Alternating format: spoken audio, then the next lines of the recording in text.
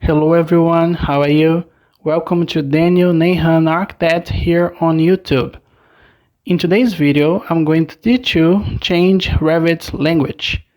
Easy and fast. Want to know how? So let's get to the point. First, quit Revit. Go to Taskbar.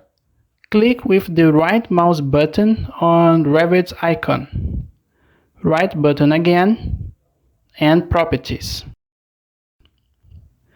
In Target, go to the end and change these three letters for example, French, F-R-A. Click OK. If you wish another language, there's some options on the screen and also a link in the description down below. Done that, open Revit again.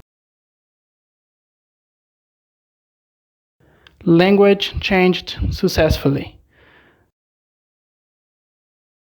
Opening an architectural project, for example, we see the commands in French.